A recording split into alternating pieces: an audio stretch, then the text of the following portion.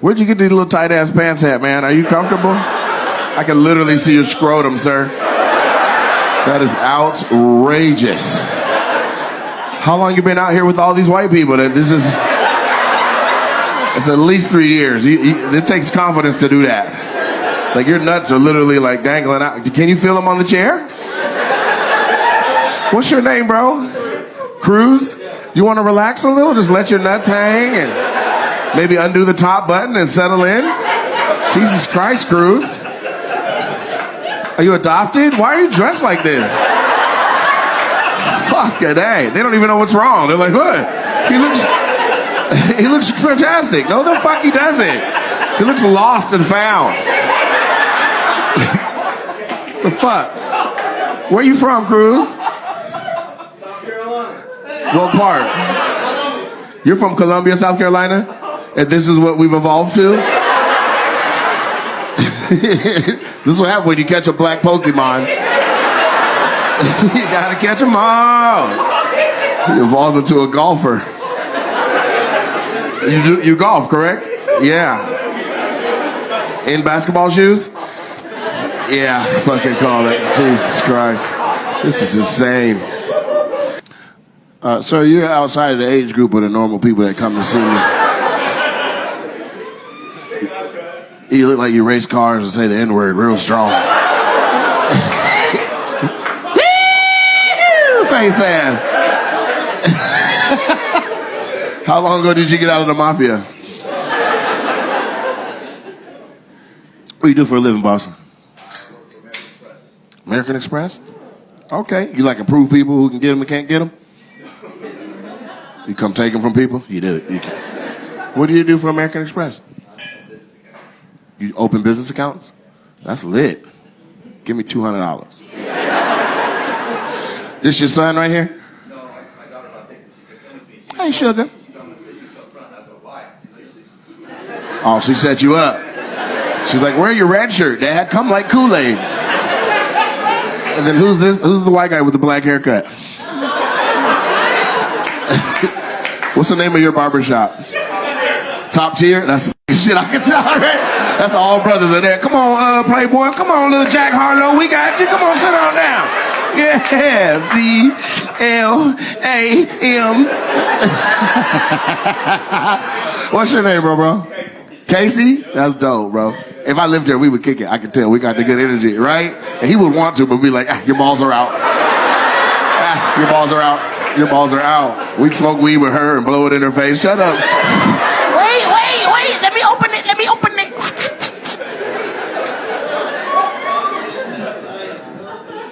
Yeah, they tight. But your pants are so tight, when you take them off, your legs are going to itch. That motherfucker on scuba bottoms. I thought it was body paint. Where you buy those? What's the name of the store that sold you those?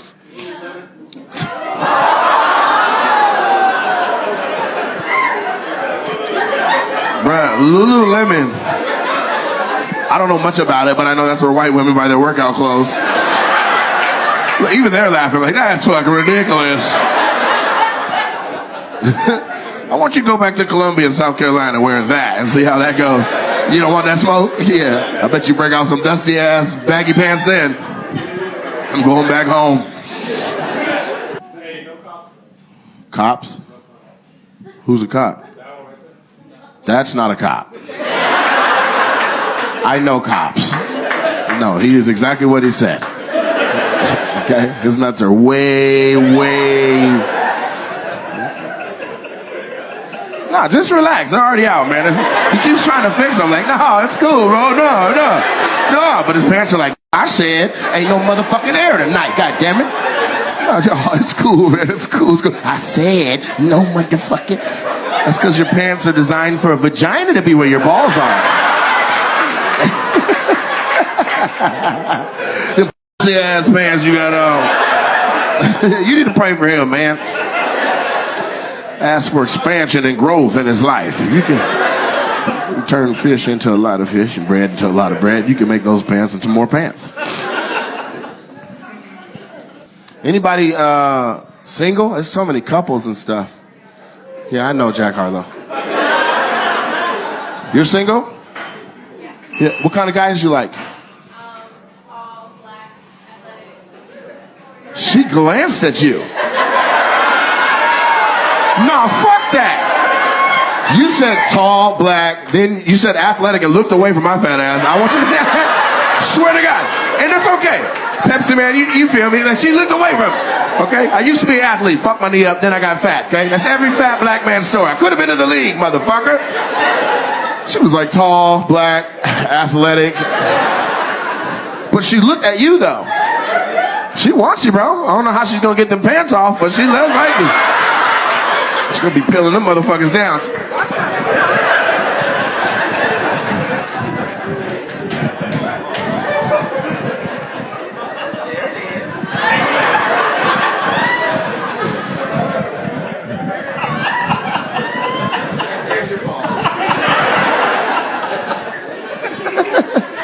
Hey, look at that. Other black people. Is it racist that I didn't see y'all until the lights came up? It ain't on me, though. You know, y'all got the same barber. Everybody got the same bald-ass head. He got a little hair. Hey, man, I'm still in the game.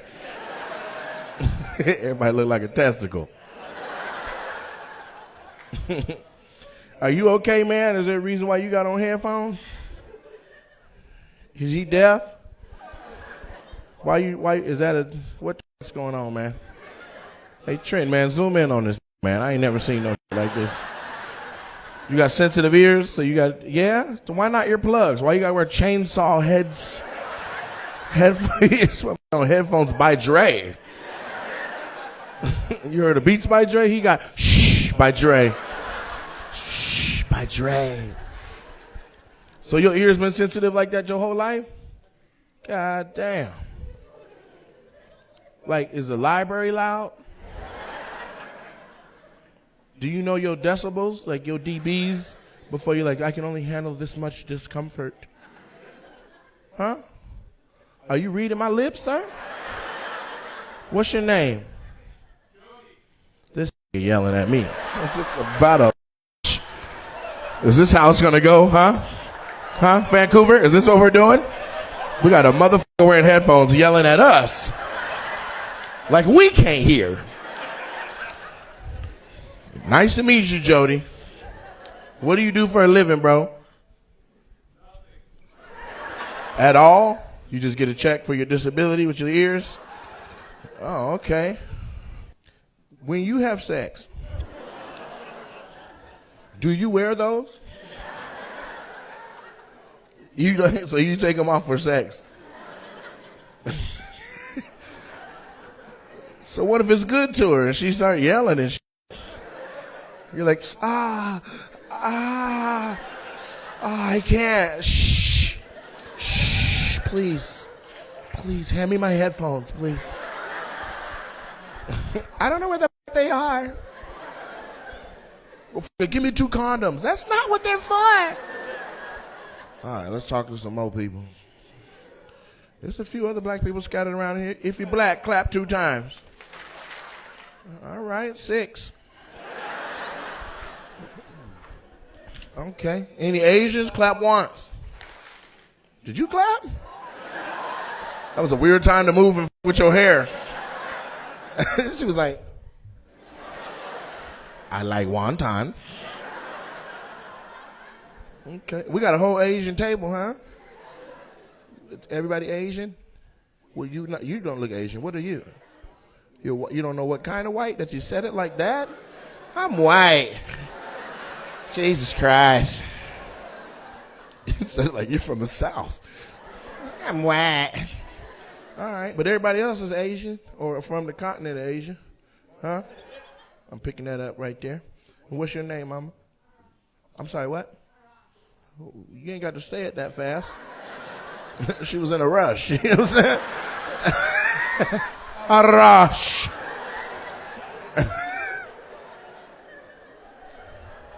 So that's Indian as well? Okay. What kind is that? Oh, okay. That's the ones with the sandals? I'm just fucking with you. She's like, sometimes if my feet want to be outside into To the world, yes, I would sandal. And then everybody else, y'all legit Asian. Well, no, you Indian too? What kind of Indian are you? Okay, y'all family? Y'all got the same nose, man. Y'all sure? Y'all not cousins? Your top lip and her top lip the same goddamn lip.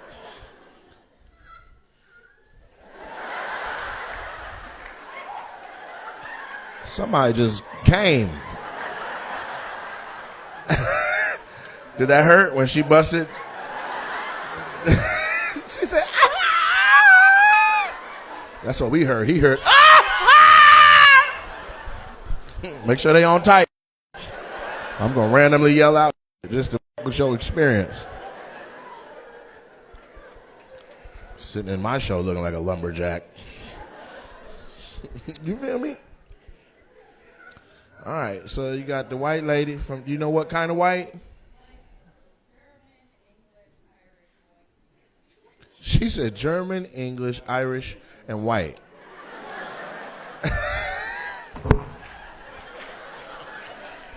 Are you in the process of getting your education? What university do you go to? Oh, college isn't a university here? That's different up here? Okay, it's the same in the States. College, university. So what's the difference? 2 years and 4 years, or?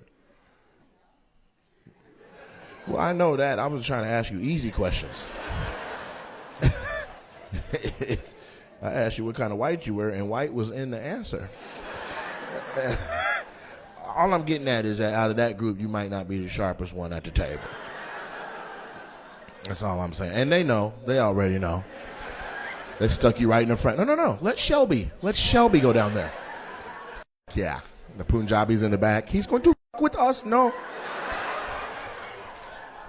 Well, thank you guys for coming. I appreciate you for letting somebody else run the gas station tonight and coming down to the show. How do y'all know about the show? Y'all a little older than my algorithm on TikTok. I want to talk to you, Gerald.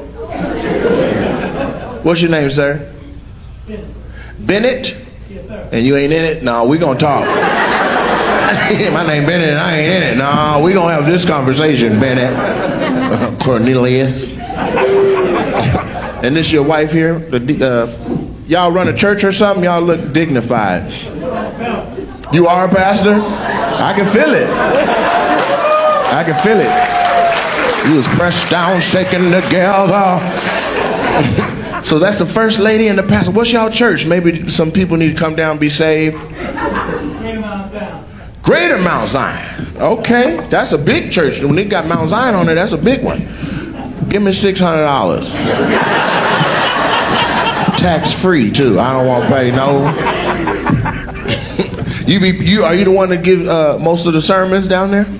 Yes. You on the website? If I go to Greater Mount Zion Baptist Church out here, it'll be you. No, I'm not on Facebook. No, the website. Your church don't got no website? I'm not on website. Your church ain't got no website? It's very old school. Y'all just inviting people on the main line? You go by their church, the sign out front say, we ain't got no website. Okay, and so it's a small church then? Oh, yes, a small church in the country. It's a small church in the country?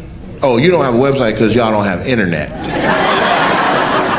How far in the country you got to go to get to your church? About 45 miles. 45 miles? Which way?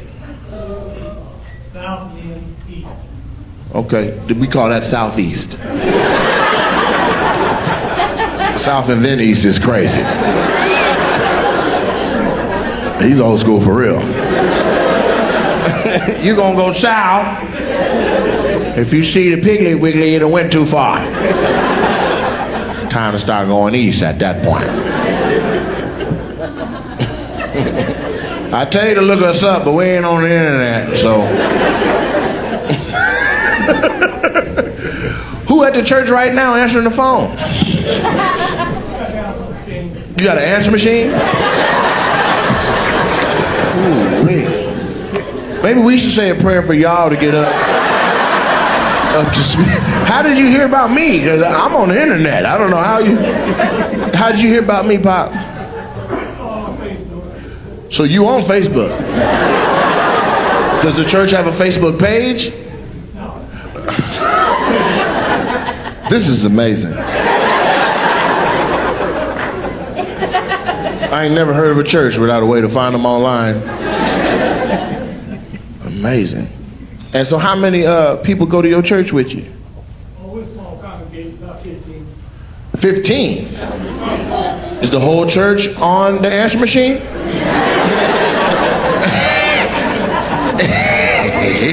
You just got to call the number. Welcome to Greater Mount Zion Reach.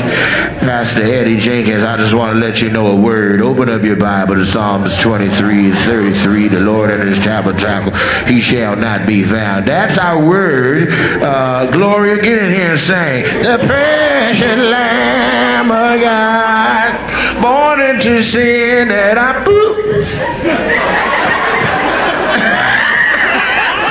I think it cut off. Call it back. Yeah, thank you for calling Greater Mount Zion Baptist Church. You're now.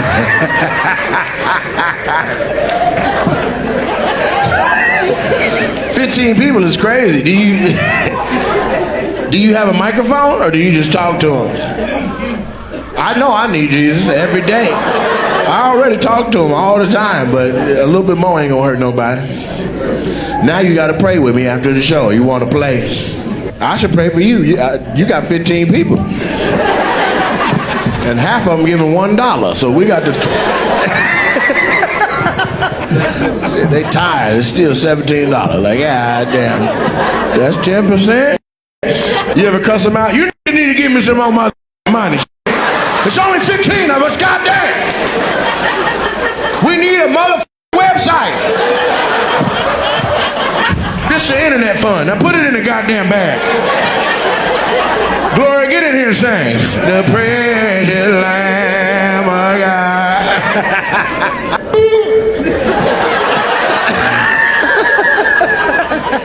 God. Press 1 if you're looking for a church home to join. Press 2 if you're new in town. Stand up when you press it so we can come around and say hello to you. What's your name, Pastor what? Erskine Benton. Erskine. Wow. I know you like that. I like that a lot. Erskine. How you spell Erskine? E-R-S-K-I-N-E. Erskine. Erskine. What's that from? Are you like you the 8th? Standing at the baseball player. Erskine? Call us, Carl Erskine, Yankees pitcher. So they took his last name and made it your first name. Your daddy's first name. And your daddy was like, you know what would be cool is if I f***ed another life up and I gave my baby the same name as me. That's why when I asked you your name, you said your last name because you didn't want nobody to know about Erskines. 15 members. Do they all be there? most of the time. But you know when they not, huh? You like, where's number 12? Where's number 12? Number 12 ain't here. Somebody call number 12. Hermodine, you coming down? We ain't gonna start till you get here. We just gonna sit here and... Gloria, come on, sing while we wait. The precious Lamb of God. You all right, man? You coughing a lot, bro. You got 3 more coughs and we putting a mask on your ass, man. I think COVID gone, but if you the last one with it, I don't need it to re-up on me. This your wife? What's going on with y'all? That's your wife? How long y'all been married? 6 years. 6 years? That's fantastic. Y'all Mexicans? Oh, okay. 6 años. How many kids y'all got? 1. You got 1 kid in 6 years with a Mexican marriage? Y'all give it up for them for safe sex. I thought if you marry a Mexican girl, you get a kid just right when you get married. You be like, I do. They be like, here you go. Feliz cumpleaños.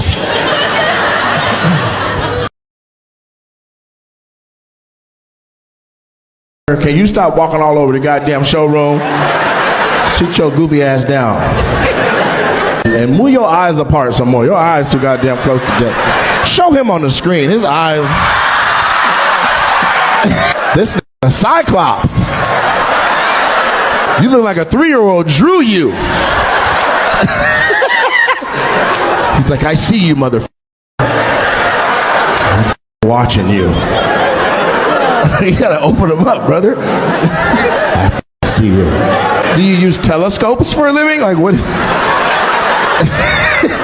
Is this evolution? Why are your eyes getting so goddamn close? Do you do something where you rely on your sight for your living? What do you do? Diesel mechanic. A diesel mechanic? Why are you clapping for that? She's like, I know what diesel is. And so what's your name, Eyes? Nick. Nick? With one eye or two eyes? He's like, one eye. Why would you say that? I'm watching you, Nick. This your girl. She got her hand on your leg right then. Good timing.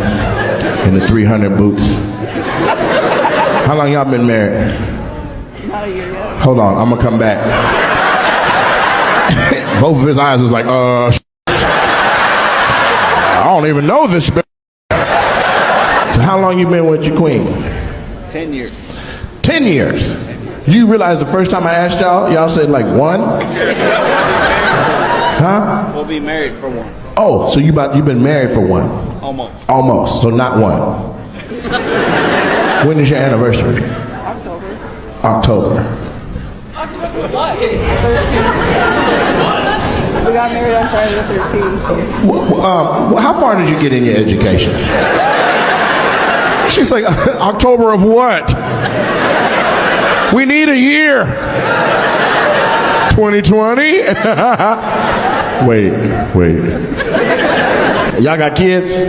On the way. On the way, okay. Okay. That's when you went in there and told them, huh? Yeah, no, based on your 1-year anniversary, you had just peed on a little stick. You was like, we getting married, motherfucker. He was like, how many lines do you see? He was like, I see 12 lines. My eyes are so close. Like somebody fell asleep on the L button. What the baby name gonna be? We don't know. We don't know yet. Let's get you some names. How about Isaac? If it's a girl, Irene. You need to put some eyes in the name, because if this shit is in there, the baby already can see the show right now.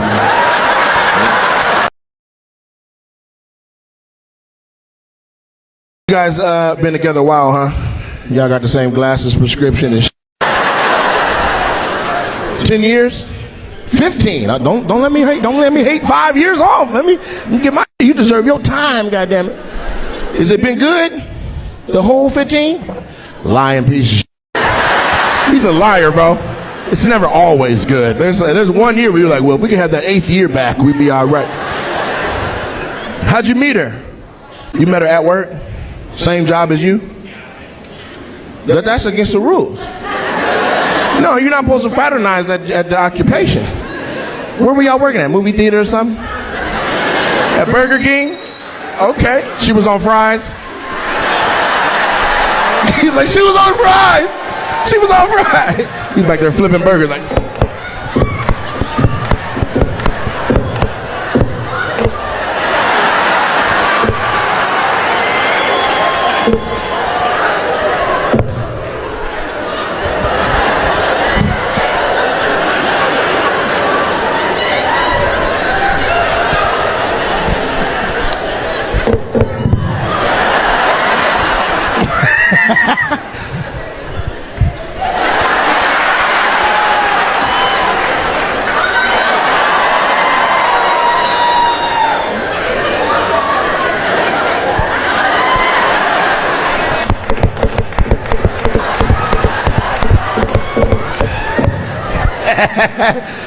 Made burgers for all of Chandler in 20 minutes.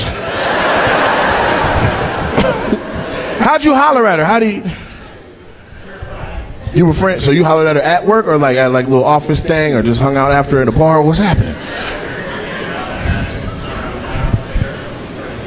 You were hanging out, and then 9 months later, you started dating? You got her pregnant? Why you say it like that? That's how Mexicans date.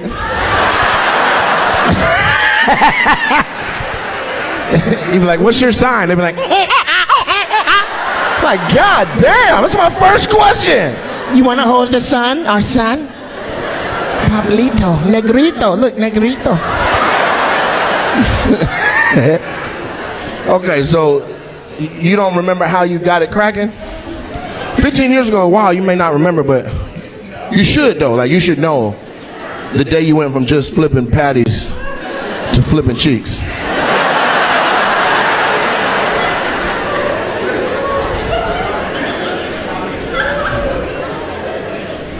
She got you a Christmas gift, and your brother was like, dude, she likes you. You didn't notice before the gift? What was the gift? Like a fleshlight or something? With her picture taped to the side? It was a Snuggie?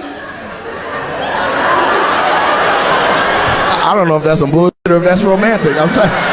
The Snuggies are incredible, you know what I'm saying? You just be sitting there like, I don't have to move until I die. So she got you a gift of comfort. She thought about you. She was like, he works hard. He flips all them goddamn patties. Did she write a letter? Like, hey, it's your girl. It's your fry girl. Let me know if you want it your way. Okay. And then y'all just hit it off. Okay. And so 15 years, how did you ask her to marry you? With a Snuggie? You wrote a letter on the back of one?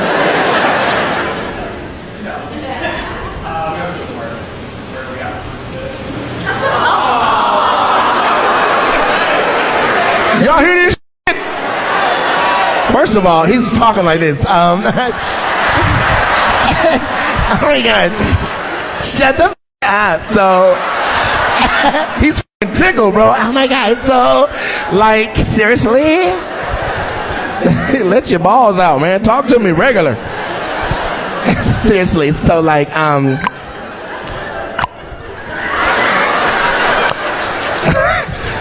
tongue clicked. You say you asked her to marry you in the same park that you had your first kiss at? What park is this? What? You guys know them? They're like Pioneer Park. We were there. We were playing volleyball in the corner. I was like, look at this guy proposing to this girl in the park. Mosquitoes out here. Who the He got down on his knee.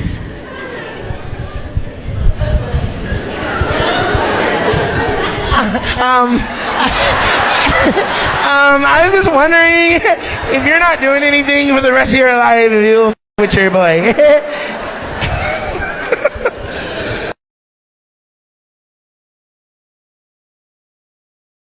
You two split it up, okay? The bald Mexican that way. The lady holding your face, lean that way towards the Ethiopians. Okay? The tiny lesbian, I need you to lean that way. That's a lesbian midget right there. That's right, she got a trampoline, But I want you to lean that way, and then my man in the blue right there, Tiger Woods' brother, I need you to go that way. Okay, is that an Asian girl? Hello. I didn't see you. My man, motherfucker. Alright, so you split from your girl. She got to go that way, like baccarat. Player, banker. Split. Right there, white lady right there. White dude, the cop. I need you to lean that way. That's a goddamn cop. That's a cop. Take your glasses off your head. Freeze, mother. It's a goddamn cop. No, you're a cop in the barrio.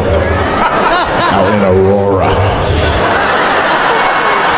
The two Taylor Swifties, I need you guys to split it up. You lean that way. Right there, Duck Dynasty with the little beard, I need you to lean that way.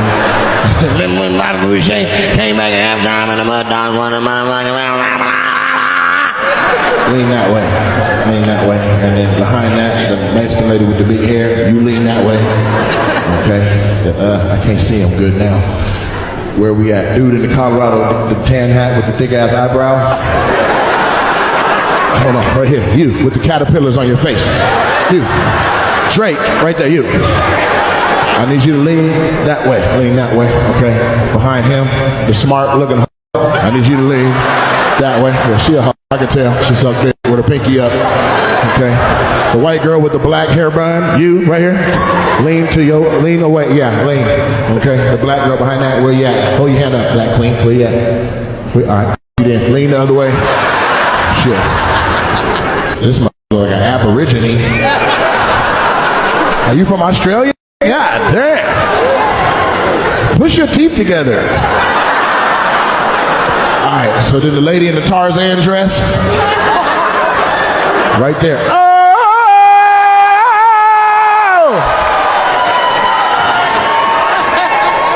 I wasn't even talking to her. I'm talking to the lady in the Tarzan dress. Yeah, right there. You see it, you got your arm out, going to the toga party. I got to point her out. You might don't know who I'm talking to. You can't see this goddamn Tarzan ass dress. Jackie, move your big head that way. No, the other way. You almost killed somebody next to you. Should have been in the WNBA, bitch. It make no sense. He look like he rap and nobody listens. I can't see that good. I'm too close to it. We have, okay, we're going to skip all of them. Right there, go right to the Asian man. Right there. Rufio! Okay, you look like you do MMA in garages. He says with the hard R. This guy, right there, him. Right there. No, not you, him, right there. Yeah, that's Travis Kelce. Right there. Yeah. And that girl is beautiful. Hold on, go back. God damn. Are you a model? What do you do? No, not you. Her. I'm just playing. I was talking about you, but what if? Okay, go upstairs. I got to keep on splitting them up. I'm having fun right now. Just this little rapid roasty. Okay, the Cookie Monster, you lean that way. Is that a baby? That's a baby. God damn it. I needed to know that she was in here, man. That's a little girl, too. She's young and impressionable. I'm sorry, little queen. I'm sorry. Just keep coming to shows, I guess. All right, somebody with a church fan. I see you. I grew up in a Baptist church. We got a lumberjack. A little ginger lumberjack. We got some women looking away. I see you, baby. What do you want, tiger? God damn! Where's the rest of your hair? You look like you ran through a bunch of barbers that had their clippers out like that. You're like, you ran through a hair guillotine.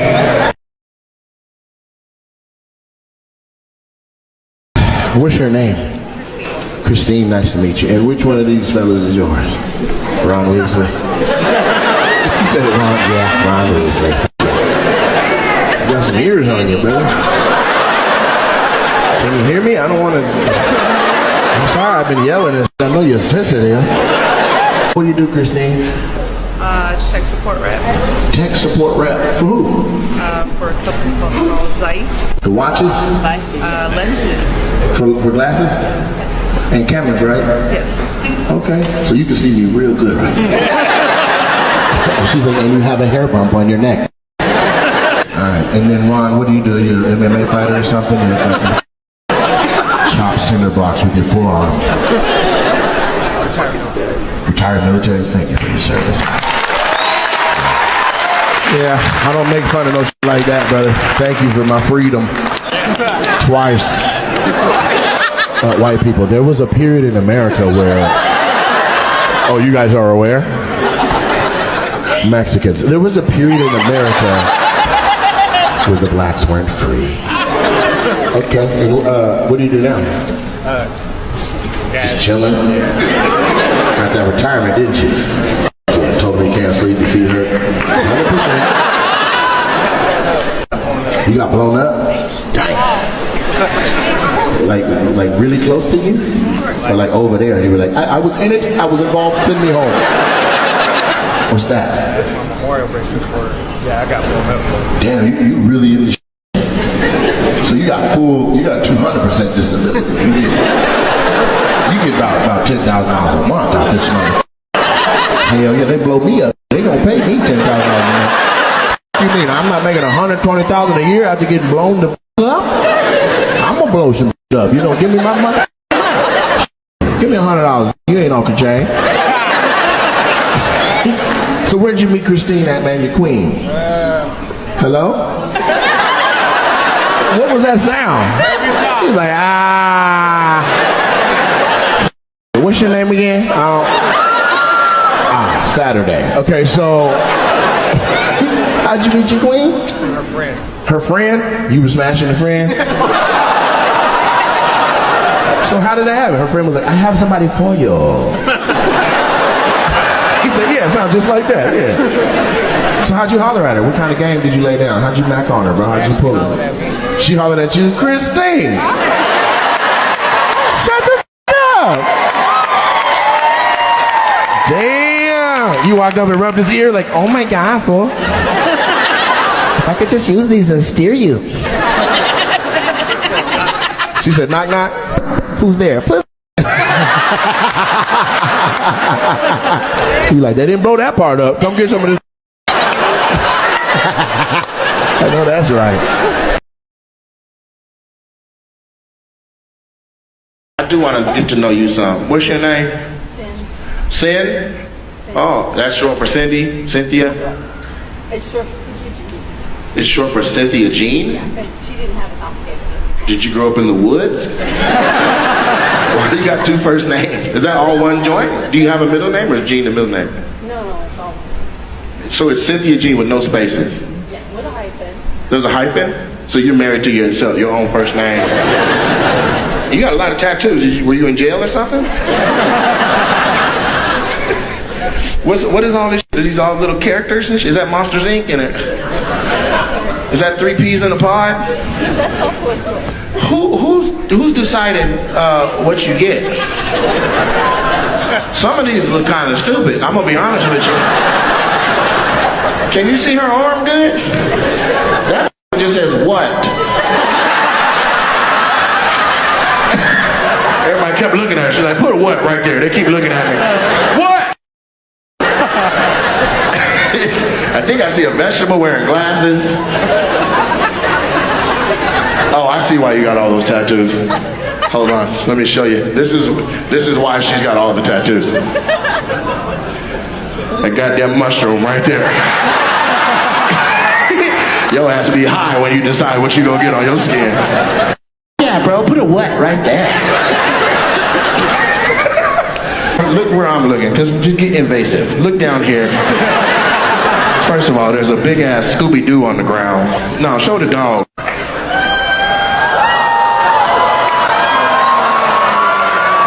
you look like you look like you talking about me? You look like you knew we were talking about. I'll bite everybody in this. And so you got everything on your leg. You got, what is that little head right there? Touch your leg. I need to know what this. I've never seen this much on one leg. That's Buzz Lightyear for sure. And what's that little thing right by his fist going like that? What's that little circle? What's that? The troika. That's a what? The troika is one of the dolls. Oh, Matrovsky? The Russian dolls? Yeah. Okay, and then what's that other little head? You don't even know what you got on your goddamn leg. Can I pick the next tattoo you get? Get the doo-doo emoji.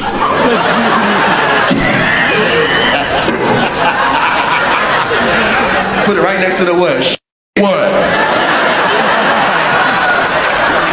What? It's nice to meet you. I'm gonna keep on going. You look like a serial killer. Is everything okay down here? Matter of fact, show him on the screen so they can see what I see. Yeah. Dexter. He looks like he's about to kill somebody and then they get saved by the bell. He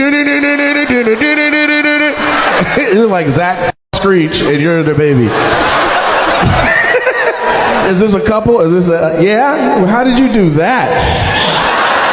That's a beautiful woman. You are an average looking white man. How did you pull this beautiful woman with these high cheekbones and shit and all her teeth? Look at her. Hell yeah. Is she crazy? Why is she with you? Tell me what's going on. Talk to me, Seth. What's your name? Huh? Jay? Outstanding. And what? Oh, Jake. Jacob. Jake from State Farm. Somebody said that. I'll take that submission, but then let's not submit no more because usually you guys be bombing. So let's just go with that. So Jacob, nice to meet you, Jacob. And let me guess. Let me take a couple cracks at it. I'm going Abby, Megan, Becky. That's the three I'm going to go with. Okay, what is it? Mahel. Mahel? What in Mahel? I was not going to guess that. You are named after an old black singer, Mahalia Jackson. You don't even know that. Wow. So what are you? That's not a white people name. You from somewhere else? You from Native American. Native American. Hey, hi, how are ya? And so how did you meet him? Because he's not supposed to, this is against, I don't know if you know your history. It's Pocahontas and John Smith all over again. How did you meet him? What the f*** did you say? He's like,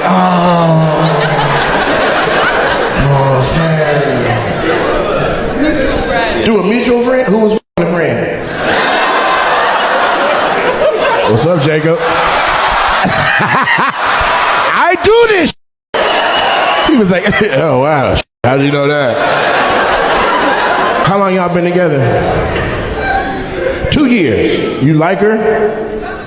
Huh? You love her? Does she know that? You tell her often? No, they're not best friends. They for real. Look, I can feel the energy. You love him back? Scale from 1 to 10. How much you love him? 10? That's it? She's like, take it out. I love him infinity. You gotta be careful of loving white people too much because they go a little crazy when they break up.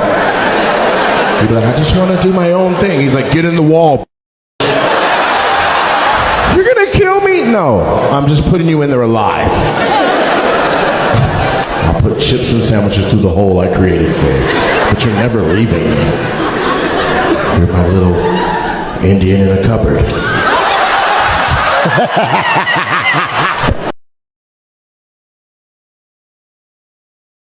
What's your name? What's your real name? You're too old to be with this shit. He said his name is Youngblood. No, it's not. Your real name is Youngblood? Bring me your f***ing ID. How old was he when he changed his name? Your real name is Youngblood? Your name is Eugene. That's your last name? Junior? It says Eugene Youngblood Jr. Or am I saying that out of order? Your name is Youngblood Eugene Jr.? You live in 9308. No, I'm just fucking with you.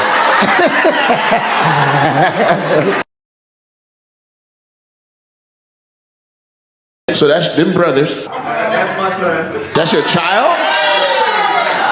Stand up, you lying. How old are you? 40.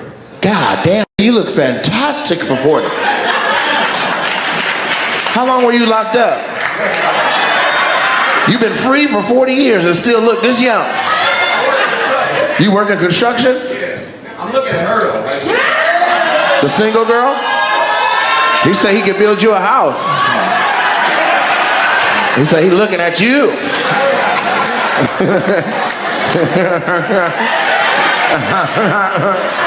Let's run it up one more time. Yeah. How old is your son?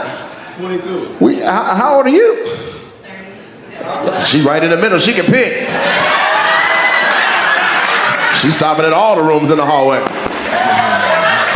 Both y'all come out.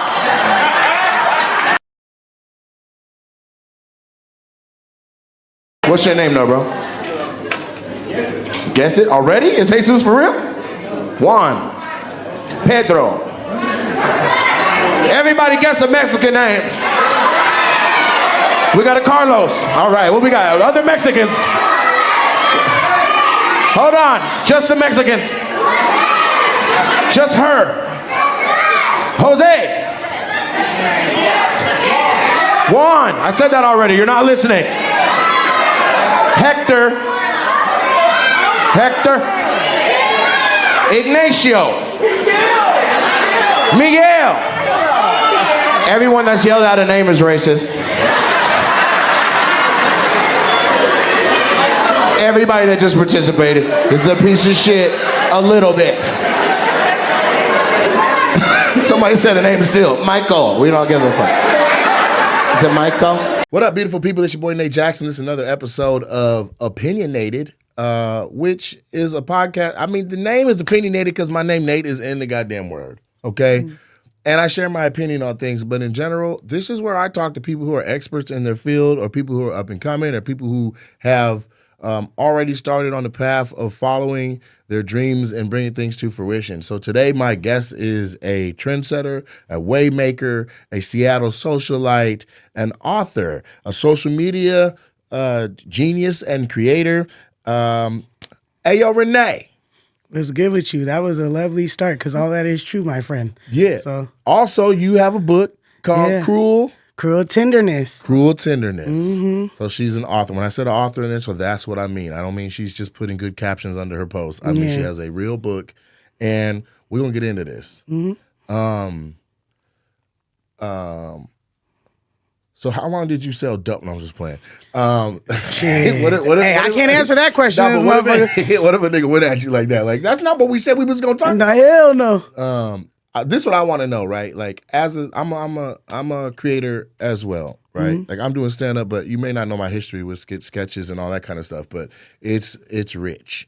And what I want to know first and foremost is about your motor, right? Like, why are you doing this? I think you know why we're all doing it. What's the outcome?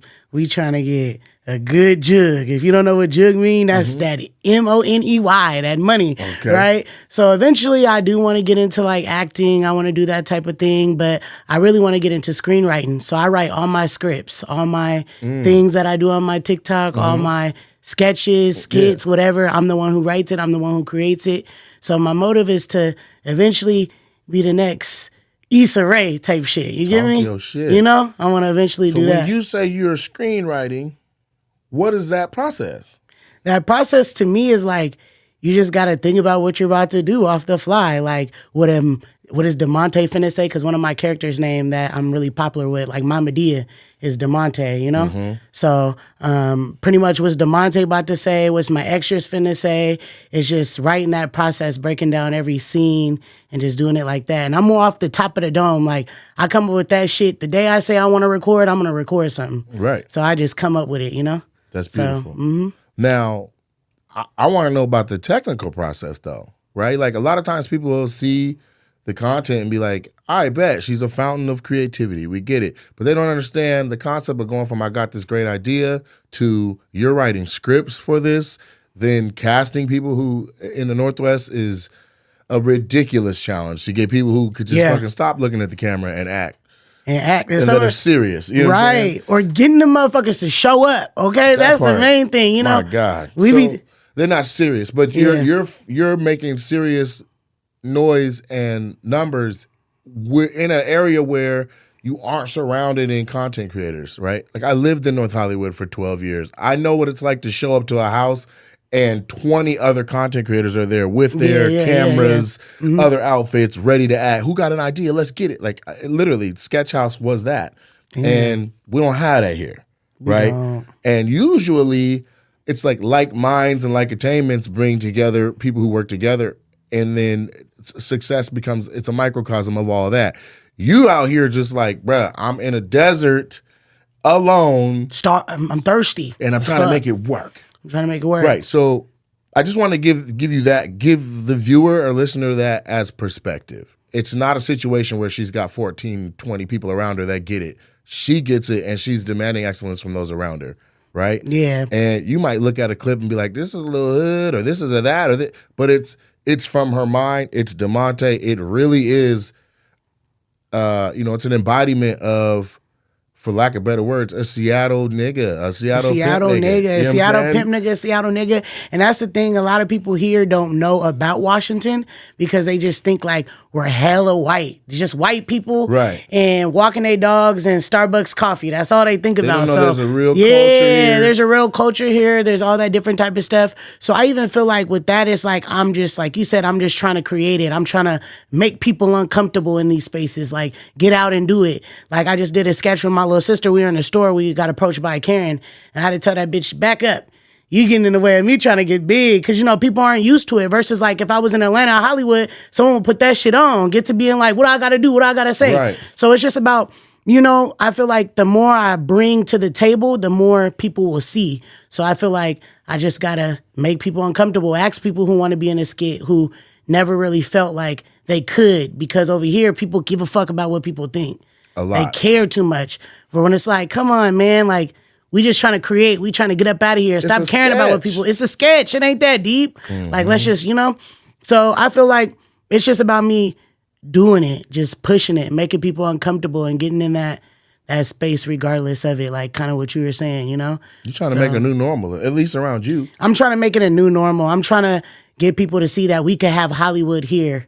But people think like you got to go out to LA to create that Hollywood, go to Atlanta to create that black Hollywood. And it's like, we got it here. We just got to put in the work. We got to all work with each other. We got to have the comedians, the producers, the videographers. We have the screenwriters. We got to have all that. We just got to really follow up and not be like, we going to link up and you don't link up. Well, we be bullshitting. Let's back up some. Right? Couple of things. One, you're writing scripts and screenwriting these sketches.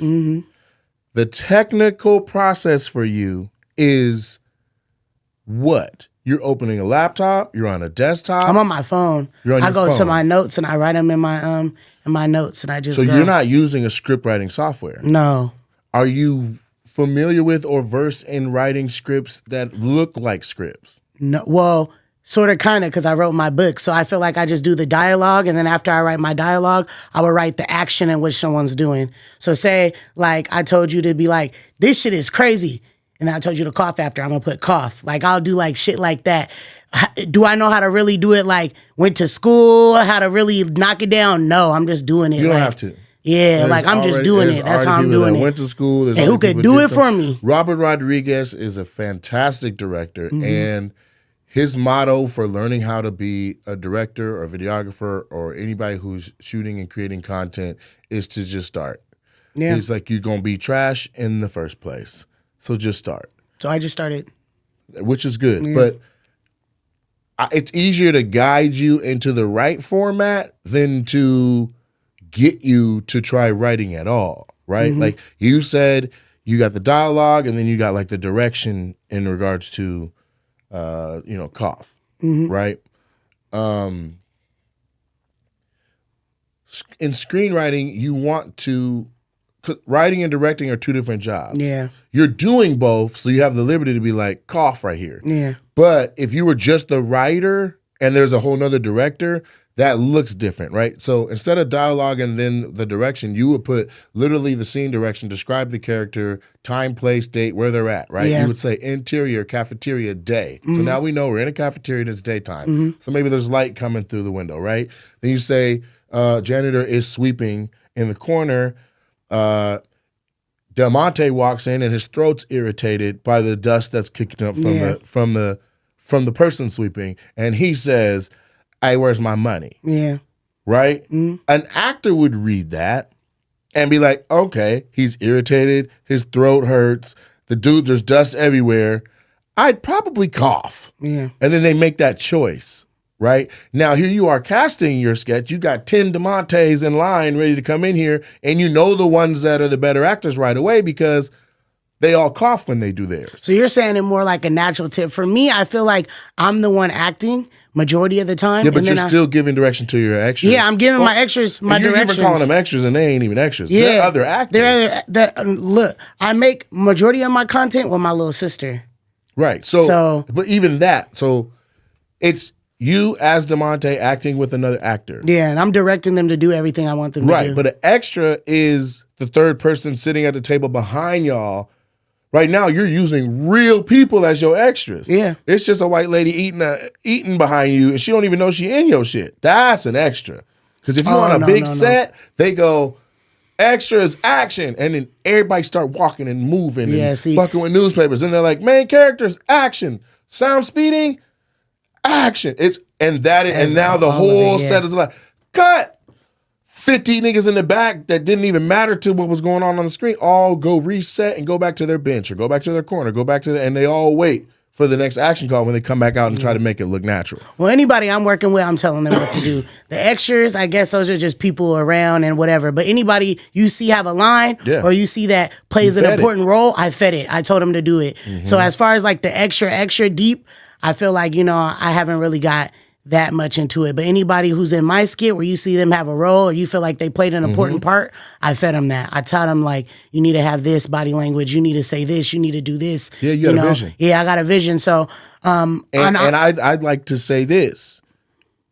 From what my experience is, and I'm a network actor, that vision you have to, one, protect you at all costs.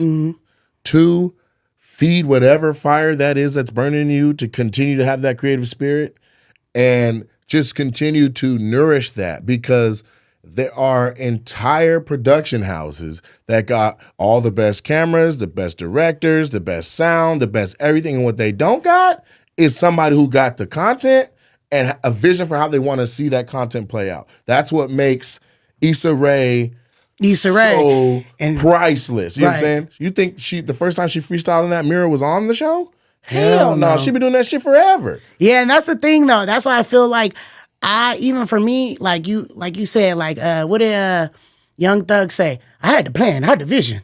I just need that. I just need a platform. That's how I see it. I got the plan. I got the vision. I just need the platform. I just need the cameras. I just need the sound. I just need I'm gonna tell you how I want my shit though. Right. So I feel like but it's okay. But this is what I'm trying to tell you. Yeah. What you have is way more rare than what you need. I know. Does that make sense? Yeah. I get what you're saying. There's tons of camera stores. There's tons of, you can get on B&H and order you can order cameras until every dollar you got is gone and still ain't got nothing to shoot. Okay? So good cameras, good setups. Yeah, the setups and all that, it feels more rare here because our industry up here is software developing. It's not film and movies, but the ideas and the content itself is king. Period. Yeah, I know. And it ain't even like Drumline. You seen the movie Drumline? Yeah. Where they talk to each portion of the band and they're like, we're the horn section. We're the heart of the band. And then they go to the next person. We the drums. We the heart of the band. We the snares. We the heart of the band. No. There's no delusion here. Content, the creator, the idea, and somebody with a vision be like, no, that's not how you need to come through that door when you come through that door. Right? That's the heart, yeah. That is the heart of this. Yeah, I know, I really see that I truly am a fly-ass motherfucker. And I just feel like, I'm going to execute that and I'm going to do that. And I feel like you said, it's really rare. Because even when you watch TikTok and stuff, the reason why I feel like I've been even noticing coming up in this game that as far as like how to profit off of it, right? And to me, it's kind of like if you don't have that rare content, you can't make a profit.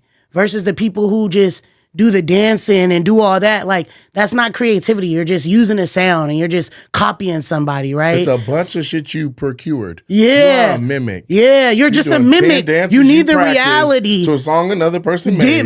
Another person made, so it's like it, but you didn't make the beat, you didn't make the song, nothing. You didn't do nothing. You didn't make the dance. You just press record, put on. And I feel like that's what today's problem is too, and why there's a difference between being an influencer and being a real content maker. I think an influencer and a content maker is content creator. Content creator are two different things. I think so too. I think the same way I think there's a difference between a comedian and a social median. Yeah. Social media is the skits and all that. So what is your definition of a comedian and social median? A comedian is somebody who does stand-up comedy. Okay, and a social median is what? Somebody who does social media posts. Like skits. And like social media posts. Okay. A stand-up comic doesn't have the liberty to be like, I don't like how that came out. Let's do it again. Social media can take 3 days of shooting the same take to finally got it. Now edit that in there and post it. That's true. As I've been coming up and I've been getting the opportunity to do like acting gigs, and it's like, damn, even for me, it's like when I'm doing my skits, I could be like, do that over, because I'm a perfectionist too. Mm-hmm. So when I'm doing my content, if you don't do it right, you need to do it again, anime. You better do it until you get it right. You hear me? So I'm kind of like that. So I've been blessed to have opportunities where I get to act, and when I'm like, do it again, I'm like, damn.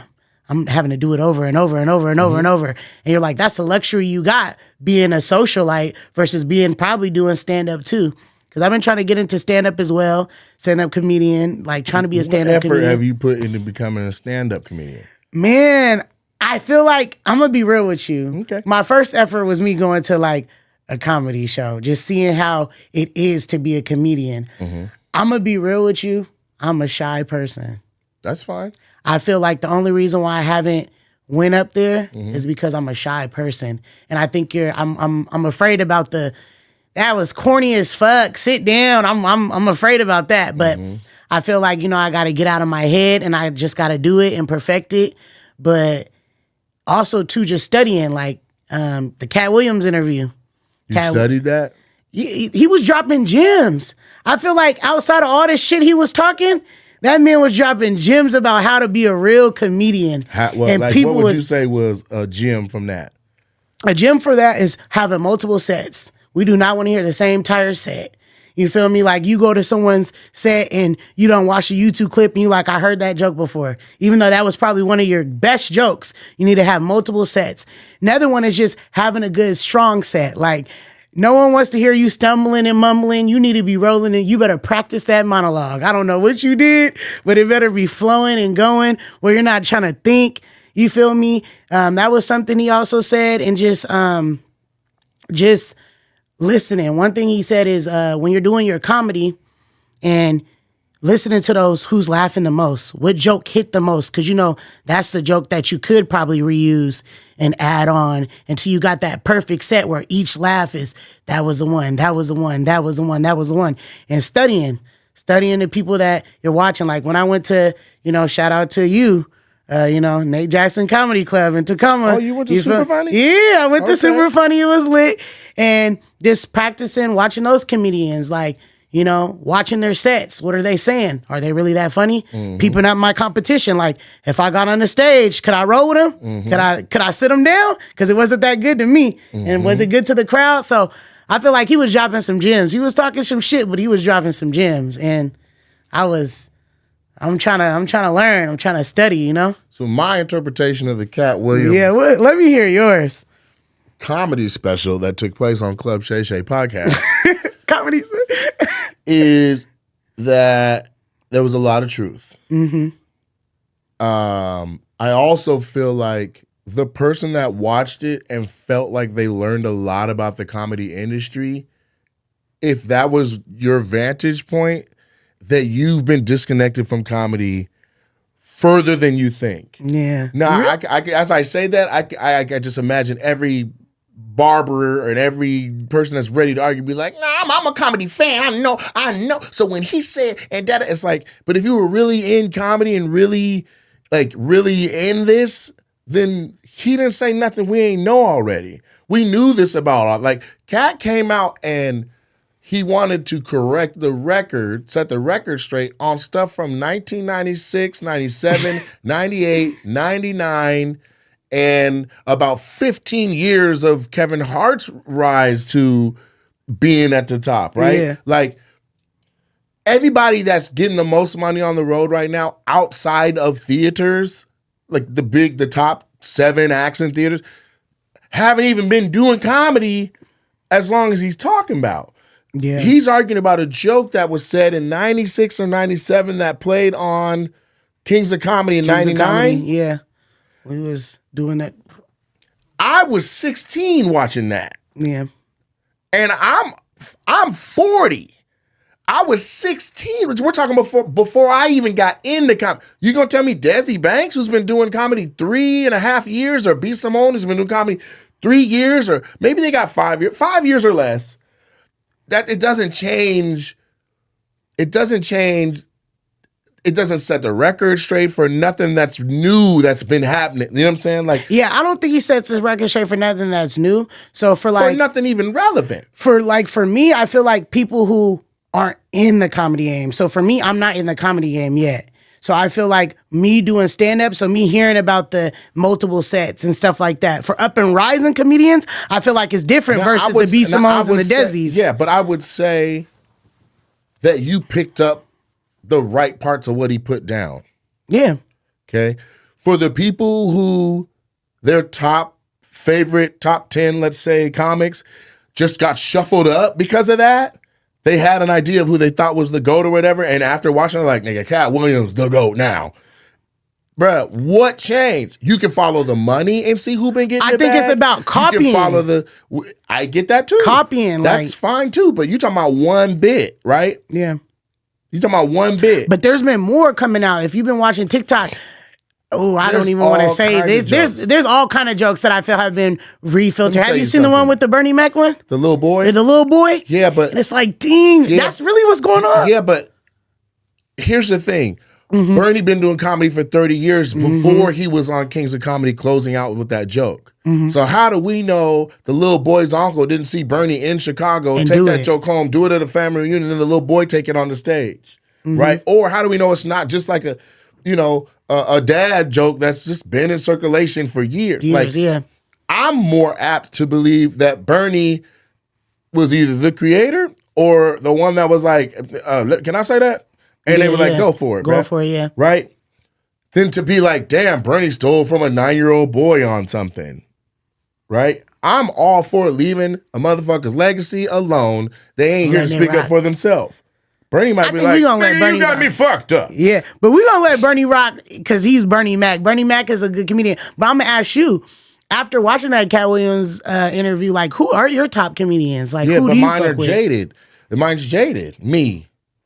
You your number one? Yeah. You wasn't messing with, like, you didn't get your inspiration from Jim Carrey, from No. you said you were 16, so you've been in comedy comics that I've watched and liked and loved, just like everybody else has. Yeah. But as you do the business and you see a nigga do your joke that you fuck with, you like, God damn, nigga, don't meet your idols. Yeah. Okay? You start to be like, you know what? And also this, once you've hit your own 10,000 hours and you are a cold motherfucker in comedy, you watch another comic and they say something dope and your feeling isn't, I want to do that joke. Your feeling isn't, damn, I'm inadequate compared to them. Your feeling is, this nigga got one, that nigga got a good bit. Why didn't I think of that? Well, yeah. That's the sentiment. When I'm rocking, I come off stage and my peers are like, nigga, you make me want to go home and write. They're not thinking, damn, I can't do what Nate just did. They're thinking I could come up with some dope shit if I put the time in that Nate has obviously put in behind the scenes.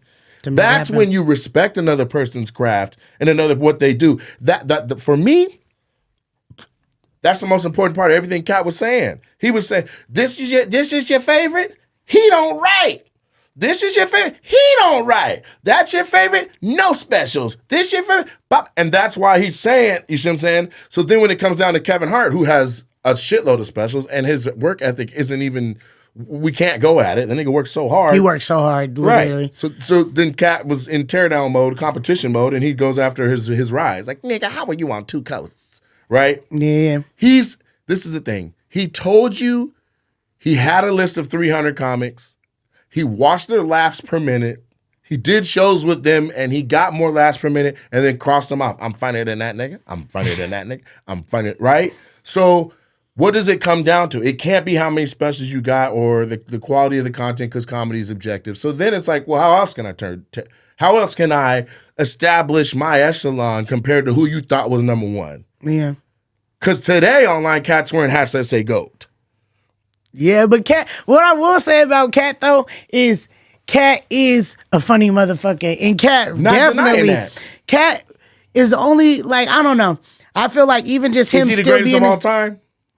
No, you want to know who my favorite is? No, I don't. I'm going to ask you in a second. What I want to know is, before you saw that interview, did you have an idea of where Cat was in your favorites? And then after it, did it move up some? No, it didn't. Did it move down some? It stayed the same. Okay. I don't believe it moved up. It moved down. It didn't move anything. But I feel like... But like we do, though. Some people are who are easily... No, we do, though. But we do, though. You understand Like some people... No, we do, though. Like, this is comedy. Yeah, And people were like, yo, comedy's competitive? It is. Nigga, is it? We're on lineups, and the lineup is determined based on your talent level. If you go first and another girl who started at the same time as you goes second, they are implying she's a stronger act than you. Mm-hmm. So you, in your heart of hearts, can be fine with that. Like, I'm just going to contribute to the show and get my check, and I don't care about the order. Get my back in and get out. Yeah, or you can be like, that pissed me off. I am going to go out here and blaze this bitch, and everyone in here that sees it is going to know I should never be before this person on the lineup. Mm-hmm. And it's just a mentality that you have, right? Yeah. Now, what I'll say is, since Cat was a younger comic coming up in all those different markets and grinding and coming up, the state of comedy has changed. Yes, I agree with that. The state of comedy has definitely changed. The part I'm trying to, it has to the outside voyeur, to the person who's interested voyeur, and even to the person in it, comics are actually helping each other now. Whereas before, comics were sabotaging each other. Like, and that's what we just realized. You can't find your jacket. You about to go on stage. And this nigga got it in his green room. Like, fuck that nigga and his jacket. Right? Like, that was a thing. The Bay Area Black is the most respected comedy festival in America for, I would say, African-American comedy. That doesn't mean for black comedy. You don't have to be black to do black comedy. But it's the most poignant competition. It no longer is happening. Yeah. But for years, for 25 years, I think they did 28 years of this thing, maybe 30. Tony Spires produced it. It was in Oakland. And anybody who was anybody in the world would fly to Oakland in July and put your best 5 minutes up against everybody else that was the best in the world. Damn. And you'd have to go year after year. Yeah. You get to the semifinals, you get 8 minutes. You get to the finals, you leave. You come back a month later, it's at the Oakland Paramount in front of 2,500 to 3,000 people, and it's you and the 8 best people in the country at the time. And you know where you find out where it's at. Am I funnier than the Detroit guys? I'm from Seattle. We don't have an urban comedy scene like that. We don't. But I go to the Bay and I'm up against 9 niggas from Chicago that has a very active urban comedy scene. And so then when I come back to Seattle without said urban comedy scene, I'm writing for my success when I get back to the Bay. Yeah. I've now seen it. Mm-hmm. It's like being a track star. You're the fastest person at your school. Then you go to regionals and all you see is butt cheeks for the whole run because you got the kids from the other schools at their feet. Like, nigga, I thought I was fast. Like, no. I hadn't done a show in my life where I wasn't the funniest person on it. I went to the Bay and was like, these niggas funny. That's because, and that's where we got to talk about the Washington scene because you was doing majority of your comedy here, right? Yeah. Right? Well, until you went to kinda. Those different spaces. No, I started doing comedy in college at Eastern in Spokane. And then right when I graduated, I moved here for about 6 months. Then I moved to LA. So what I got was the all-white comedy scene in Spokane. Then I got the most white comedy scene, actually segregated comedy scene in LA. Seattle, I feel like Seattle, right? Because there's like this active comedy scene here, but as a black comic, you could only work with 2 promoters that do black shows. Mm-hmm. That's Pierre Cockrell, who say what you want to say, but he threw a lot of good shows. Mm-hmm. And that's Anthony Tibbs. Right? So do you feel like when you went to LA, it got more like you started being more better at your craft, or you feel like I was already fire, but I felt like then I had to like ruffle my feathers a little bit more. I had to move a little different because you were at a different audience at that point. Like you said, you had different competitors. You knew you was funny than all the cats here. So over there, you're getting a more I'll say this. savage, diverse niggas really from, you know? If you haven't been writing at the pace of a national recognized act, and you're writing at the pace of whatever region you're from, you're at a disadvantage. Yeah. Right? 1. 2, you may be a big fish in your town, but you're not a big fish in LA. Yeah. That's what I was to say. Okay? So, yeah. Like my first experience with LA, I went to Monday night. It was Mo Better Mondays, hosted by D. Ray Davis. And I walked into the improv, and I didn't even know this show existed. Coco Brown was like, "Hey, baby, you in town? I'm going to be down at the improv. Pull up." So I go down there with my little DVD that I shot at the Columbia City Theater on Rainier. Oh, Rainier. Right? I'm like, yeah. I put my funniest little 35 minutes to an hour up. Paid somebody to shoot the thing and cut it up and put it on a DVD, got a cover and all that. I go down to LA. I'm like, nigga, put me up, man. I got a DVD, nigga. Slide that in. I'm the real promoter took my DVD and threw the whole motherfucker and was like, nigga, who are you? I said, on my mama, I'll beat your ass. You just threw my art? He was like, okay, you got some fire in you, as he goes and picks my own DVD up, and it's like, I'm just fucking with you, bro. Yeah. Go stand over there with the rest of the comics, man. If you ain't going up tonight, but you should watch the show and keep coming back, because if you get familiar with this, I'll fuck with you. Maybe. Go over there. I go over there. And at this time, the improv setup, when you go into the showroom, the crowd is all in front of you and the stage is right there centered to the crowd. And on the right side is no seats and it's all comics standing and waiting. And it's dark. I lean forward looking at everybody else that's standing. As my eyes adjust, I legit see Red Grant, Mark Curry, Cat Williams, Mike Epps, I'm Coco. And they aren't on the show. They're all standing there being like, nigga, throw me up, bro. I said, okay, perspective. You see what I'm saying? Yeah. I got a minute. You got right? it. Yeah. And 4 months later of showing up, 4 to 6 months, damn near a year of just showing up every Monday and being reliable to be there, somebody missed a spot. And that nigga said, nigga, go up first. I went up. I had 3 minutes. When I tell you, out of the hour I had of Washington was rocking in Washington, after seeing how good people were, I went with my best stuff, and I felt like I had maybe 12 minutes. So I took from that 12 and grabbed my 2-3 strongest jokes, and I did 3 minutes and rocked that bitch to where he was like, okay, we got a new nigga that's actually serious.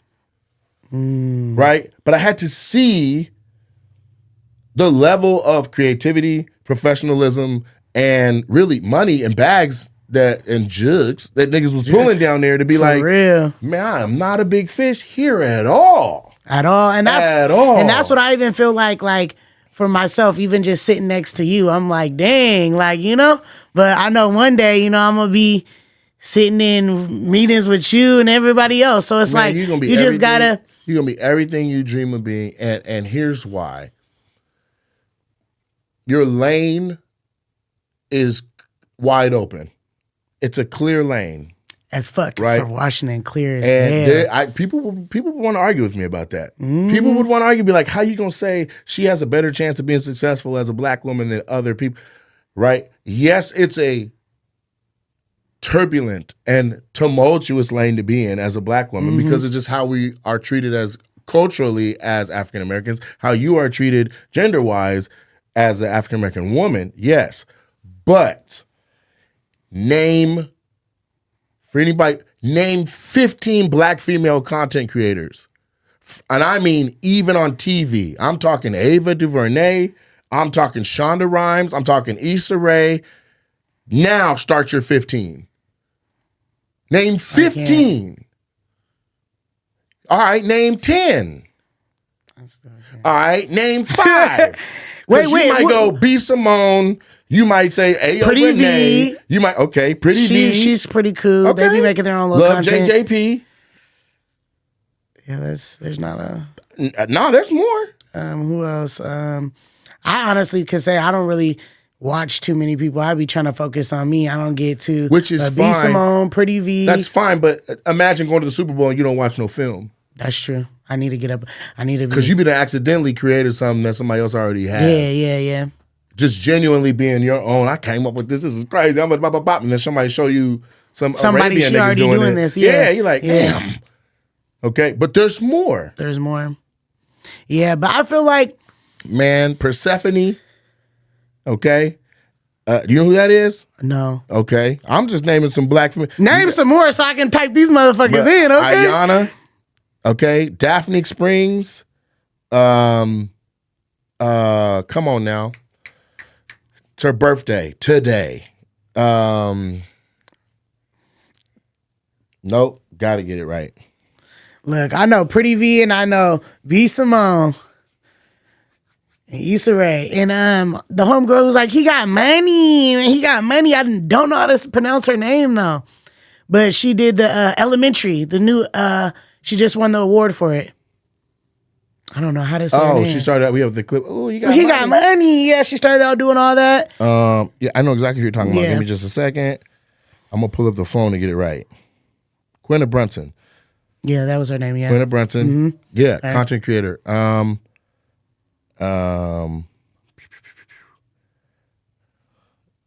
Hold on. I'll even edit it so that I get it right. Sade. Sade. Okay. Yeah, Shade. Sade, right? She goes by it's your girl Sade, Miss Sade. But Sade's a content creator that's on it. Again, Ayana, Courtney, and I don't want to not Callie. It's Callie. These are the girls who are making a living doing social media. Kenesha Buss, who's a Seattle. You know Kenesha Buss? That's somebody you should know. Kenesha's from Seattle. Funny than the motherfucker. She's been on All Def Digital. She's in sketches. I think she's a light-skinned one, right? Yeah. With the big titties. Yeah. I know her. So, yeah, I know her. Yeah. As many as I just named, I got to 9. I think I did another 2. Right. So as soon as you record something and post it and stick it on the internet, you are legitimately just as much of a content creator as everybody I just named. Yes. And I'm aware that, like, I'm starting to, like... I'm saying the list to be in the top 3 or top 5, the weight it takes for you to be like, oh, she's hella fun, ain't that long, because there's not others. You see what I'm saying? Yeah. So as you master your craft and people understand, hey, yo, Renee is a force, it's fast. Because when I tell you to name black men social creators, the list... it's a long list, and it takes longer for the creed to rise to the crop when the list is as such. Mm-hmm. You get what I'm saying? Yeah, I get what you're saying on that 100%. That's why I think you're in a wonderful position. And the other thing I'll say, as I talk more than you in your episode, is I met Paul Mooney in person. And if you know who that is, great. If you don't, cool. So I met him in person, and he said, "Who are you?" I said, "I'm Nate Jackson." He said, "And where are you from?" I said, "I'm from Seattle." His immediate response was, "Oh, you Seattle niggas is dangerous." And I was like, my mind went to, yeah, we'll beat your ass. But he was like, no, Seattle's under the radar. You guys are up there getting funny as hell. Then you come down here to LA and you blow the roof off of everything. Yeah. And you leapfrog everybody who's been down here writing and trying to content create because you've been honed in the fire of Seattle of being, a solo act. You have to be a lioness up here. You're by yourself. You got to be a lion. And you don't got the other girls to be like, girl, let's shoot today. Yeah, you don't. You know what I'm saying? Yeah, so. He acknowledged that to say, y'all go up there and be funny and mother, and y'all come down here and everybody be shocked. Yeah, he's from Seattle. Because we've been doing it, and we've been doing it solo dolo. And that's why I feel like, for me, it's just about, like, just keep pushing, keep moving forward, and keep making it happen. Because, like I said, I get opportunities like this, where I'm sitting across from Nate Jackson, So it's kind of like, you just got to keep pushing, keep moving forward, keep making them see that you're here, that you're working. That's a trip to me. I'm just me. Tell me this. Why are you doing this? Fuck the jug. Why are you doing this? It ain't about money. I feel Money like gonna come. Money's gonna come, but You're like, nigga, win. yeah, nigga, I want that money. Okay, but I just do it personally too because I just love to do it. Ever since I was a kid, Talk I about remember that. What? Ever since I was a kid, I was be like in my room. My grandma used to say, you know, black parents don't believe in nothing that ain't gonna make you no money. That ain't gonna make you no real money. They be like acting. What the hell is that? Right. Video director. What the hell is that? You need to go to school and pay attention. So ever since I was younger, I would just be in my room, just making scenes, making movies, mini movies. I swear to you, I'll play every goddamn character, every angle. I was the videographer, the actor, everything. So ever since then, like I really just genuinely, I'm gonna say I love film, right? And all my life, I've always been told I'm just a funny person. Okay. Like anything that comes out my mouth is just naturally funny. Like I'm gonna talk my shit. I can talk shit off the bat of my head and say what I want to say, but you know, I'll be filtering it sometimes. So I'm like, I'm just naturally funny, but usually it's really just film. It's like I've always been into that, right? And just I just love it. I just like doing it. I just like seeing people laugh. I like seeing people smile. I like, you know, being able to control a room or control a mood, or, you know, if I'm sitting at a table, I know someone's going to laugh just but off the bat of me just being me. So I don't know. Like, I feel like it's just what I genuinely like to do. I can't really give a reason. I feel like besides being, it's like what I like to do. It's like my creative mind. I can't help what my mind thinks about that I want to put on a piece of paper or put on a video. It just happens. And then, you know, just hopefully that money, you know, if I'm talented and it comes out of being great or being this or, you know, being this good person, winning an Oscar, winning a something, you know, I want to be the person to do that. So I just don't really know. And then as far as like stand up, I feel like I'm funny and I want to give that a shot. Like, you know, but I want to perfect my my sets.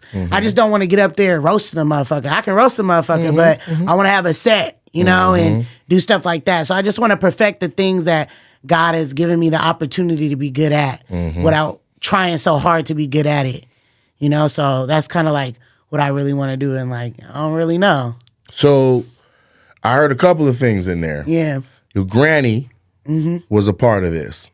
Yeah, my granny was a part of it. But my granny, I'm gonna tell you, like, she was like a hard person though. My granny was kind of like when I was making those things, she was, you know, like I said, like black grannies ain't really like this is bullshit. She just saw it as like, what you in What there are doing? you doing here? You're hella loud. You need to stop. Okay. Right? So it was more so like that, like cut it out. You know, I'm getting sick and tired of it.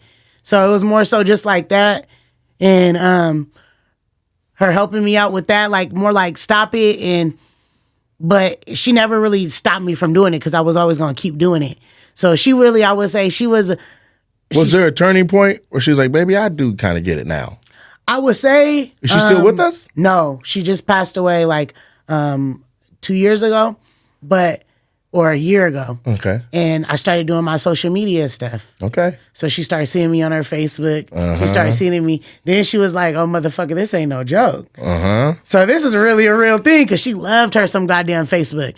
She'll be on Facebook. That's their Instagram. You know, 65 and up, they be on that shit all day playing in video games and shit. So she was on there and then she started realizing like, damn, like, you really is. You know, I feel like it took me getting out of her house for me to see, because now she's like, you ain't loud in my motherfucking shit. Go out there and be loud somewhere else. If that's on the stage, then go do that. So I feel like after that, she kind of appreciated it. She started seeing like, damn, this is really a real market. I think that's what it was. Like, now she's like, you filming today? I made y'all some cookies. Yeah, you know, something like that. Like, and even going back and visiting my grandpa and like hearing like my brothers come over, like, you know, Renee's doing this, Ayo's doing this. My grandpa's like, yeah, we heard your brother say everybody in the city be, you know, saying hi to you when they see you and da-da-da. So they're kind of seeing like, oh yeah, it's real. It's a real thing. It ain't no joke. True. Now, what was your first motive recording yourself? Who gave it to you? And how long before you were like, I'm going to use this for this? I feel like my first motive was just seeing people like No, I mean like who gave you your first camera? Or was it a phone? It was my phone. So back in the day you could like use your phone and stuff like that. Like the iPhone, when the iPhones first came to be iPhones, I was recording on that. And I would say that was me. Like, when I was young, by 16, my grandma was like, you need to get a goddamn job. I was having to pay my phone bill at 16. My other friends was like, my mom's paying my phone bill. Once I got a job, my grandma said, oh yeah, the expenses is on you. Them shoes you want, you buy them. The clothes you wear, you buy them. So I had to pay for my own phone. After I got my own phone, that was like the inspiration. I got that and I just started doing it. And back then, Vine was the thing. I wanted to go big on Vine so damn bad. And another person who I used to see is Goddamn Zoe. Remember when Goddamn Zoe first came on, he used to do them little movie skits? And he used to really, I don't know why he don't do that no more. Goddamn Zoe, you need to get back on that tip, for real. But he used to do them movie scenes where he used to, you know, be in his house playing every single damn character. And I was like, that's dope. That's dope. Yes. And he did that on the phone? He making Tyler Perry movies at the crib? So I was like, I got to eat that one up. So then I just started making my own stuff, making my own stories, making my own storylines, and just. So you answered my next question, unbeknownst to you, is who did you see as a young person that wanted to get into potentially filming yourself and putting content out that was like, I feel like I could do that? You know what I'm saying? Like, who did you see? So Goddamn Zoe, who else would you say is an influence on you to do this? Goddamn Zoe, when he was first coming out with that. I'm going to even say, you know, I'm going to say Tyler Perry. I love Tyler Perry's plays growing up and just the storylines and the plots and how he did it. So that was really like a cool aspect of it. But who else on social media? Because that was a long time ago. You know, I'm old. But I really would say it was Goddamn Zoe and Tyler Perry, just seeing how they were rocking and rolling. And you remember that show, Live in Color? I think that was a cool one too.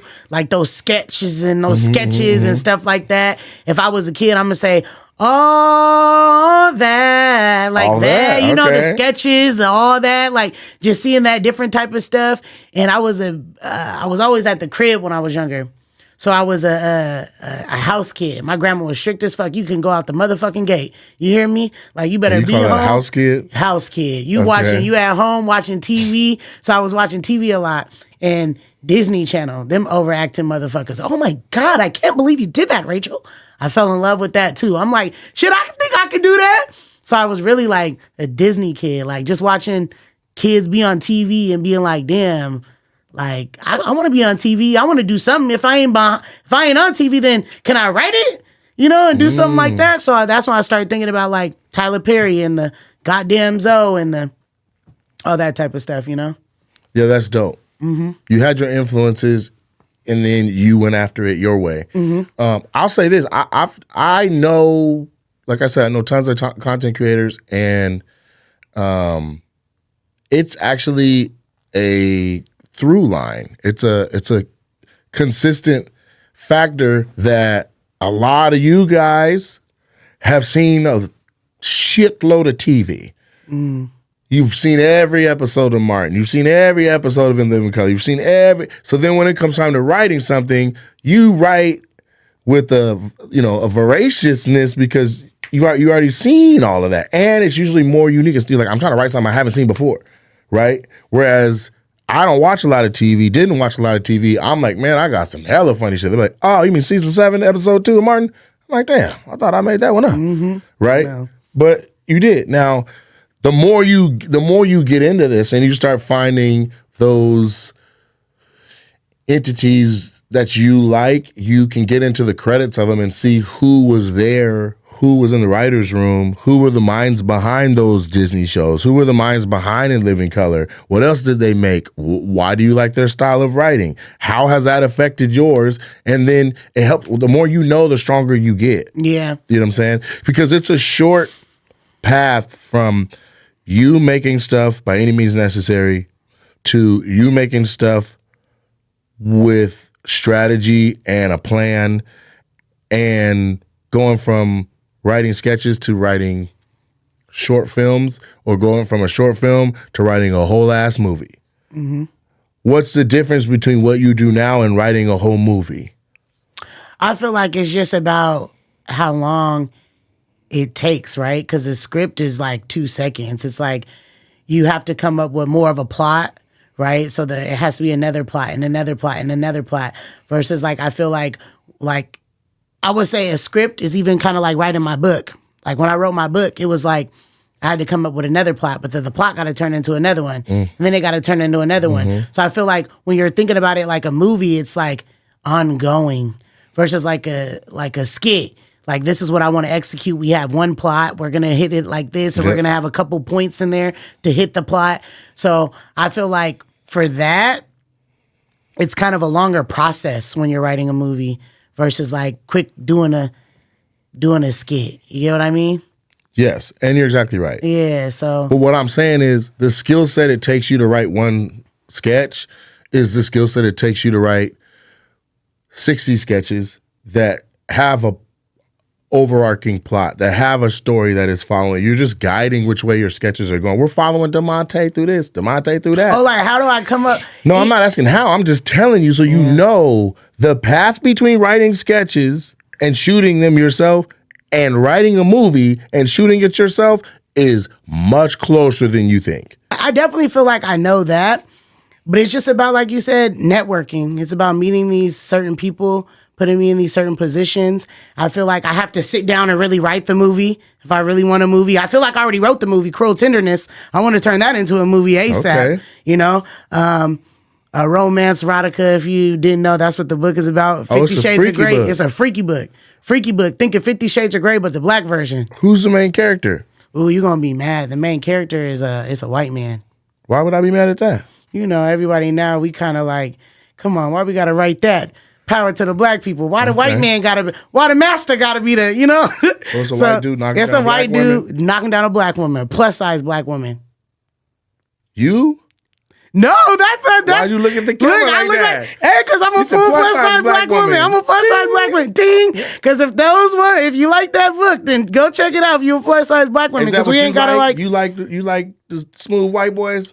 No, I'm a man. Seattle. No, I don't like slew. I'm a man lover. You could be Asian, white, Puerto Rican, Dominican. Asians can get on. Anybody. Puerto Ricans get on. Anybody. Dominicans get on. Anybody. So it don't matter. It don't matter. It don't matter. First I gotta be attracted to you because you can't look like shit. Okay. Because I definitely don't want to hit that, right? Okay. And then I feel like you just out gotta here have a. hitting niggas. I'm not hitting niggas. Hey, if I want to lay down, with a man, you gotta be attractive. Who are you? Hey, look, if I gotta lay down with a man, you gotta be attractive. You cannot be burnt, crispy, and not it. Okay. So I feel like I gotta be attracted to you, but I'm a man lover. You know, I don't discriminate. Gotcha. So for me, I like them all. If you got a good personality, you're handsome. You know, we could talk. You got some common sense. You gotta have communication.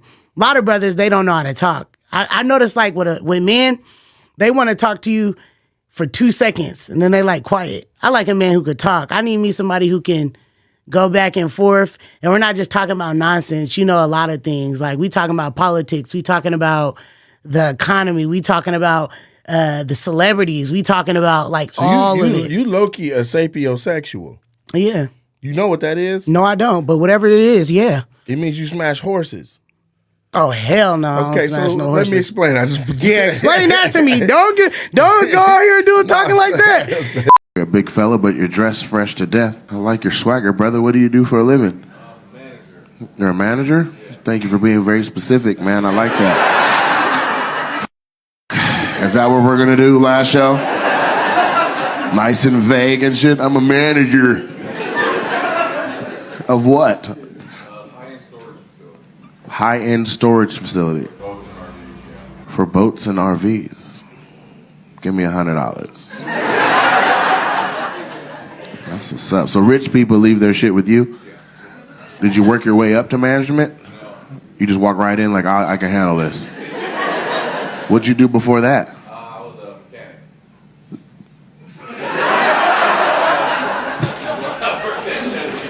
You walked in and lied your ass off. I work with my hands. I can figure out problems with my ears. I'm good at assessing situations. I step right in and fix stuff. Here, we're just going to be watching other people's shit. I can do that all day. Matter of fact, a long time ago, I used to fix cars. So if anybody's shit's fucked up, man, I can fine tune that while it's there, and then they come back and it's all the way fixed. What about you, player? What do you do? You work with him? Okay. He's your assistant? That's an interesting way to share that.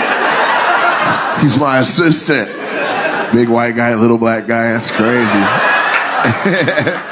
I didn't know they call that assisting now. Back in the day, that had another name, but whatever. Do you like your job? Yeah. Are you guys homeboys outside of work? Okay. Like, how close are you? Like, he's your roommate? So he can't be fired, isn't he? He can do anything. That's right. He's like, hell no, I got some shit on him. You want to fire me? I heard you in there. Yeah, you were managing that. And these are your guys' friends, or? You don't even know them? You guys should get to know each other. It looks like a good blend here. I think you should crisscross though. Like, you need the big guy, and you need the jungle fever. She slapped the table. I'll take it. He's my assistant. You guys look well put together there. Are you guys in love? I'll come back. That's crazy, bro. Bro, if she was black, she'd be like, you can't answer no faster than that. Oh, hell no. I've touched your... You got me up. Motherfucker think I'm his assistant. This is some bullshit. I'm saying we in love. You looking at me talking about some... Girls been remembering that shit later, too. You be like, let me get some... They be like, Now, remember when you didn't know what I was to you? None for you. How long you guys been a couple? A year? Okay, so you like each other a lot. Do you say you love each other to each other? Yeah? Like during the day? And what do you do for a living, bro? So you sell dope. I know drugs when I hear them. And what do you do for a living? Speech therapist. You're a speech therapist? That hesitates to answer? What's your specialty? You like tics or like lisps? The thick tongues? What's your thing? Stutters? You fix stutters? Do it all? Oh, okay. Anybody talk up in here? I'll connect you with your with the solution. And is this a lovely couple right here? You two? A little salt and pepper? Huh? Hey, I see y'all. Okay. So y'all not lesbians? Y'all just friends? Oh, okay. Who set this up? Who was like, girl, let's go? You did? You were like, we gotta go see him. Grab your swishy jacket. Let's roll out. She was like, he gonna say we gay. Come on.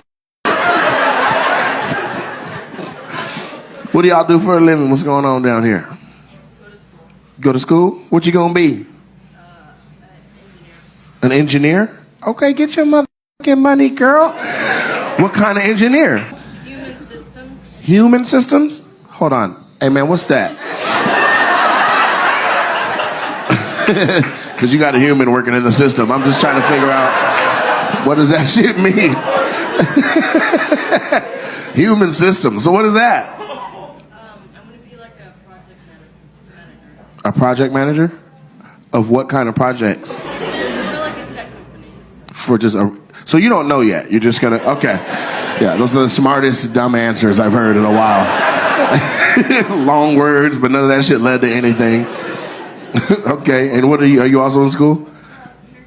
Nursing? Okay, we need you. Get out of there. Help people. You're trying? Is it hard? What kind of nurse you gonna be? Ooh, you're gonna be like a doula. She was like, sure, whatever the that is. Man, we're in trouble. This show is it's a little sketch jumping out of there. Labor and delivery? Where are you gonna work at? Here in Phoenix? You from Seattle? That's what's up. See, I'm from Lacey. Yeah, my club is in Tacoma. Yeah, you should stay down here. There's more Mexicans here if you want to. If you're gonna be giving birth. This is your market right here. Y'all grown. Y'all been in. Y'all. You got her in a headlock the whole time I've been up here. Yeah. How long y'all been doing that? How long y'all? 8 years married or just around? Married, okay. 13 being together? Woo! How many? 2 kids? Okay, this is you got a little white fence around your house and everything. Huh? You got your whole shit figured out, huh? How'd you ask her to marry you? Hello? Hey man, what just happened to your brain right there when I was because it already had, you know how you ask. When I asked you, you're like, oh, this ain't one of the answers I practiced in the car. You asked her on your birthday? What the while she was singing, happy birthday to you, were like, yeah, all that. How much you like her? How much you love her? No, 1 through 10. 20? 100? This is not healthy. This is a million. A trillion. Just say infinity. God damn. You keep going up, Thanos. When does it stop? Damn. That must be fire. I ain't never heard nobody say, I like her a trillion.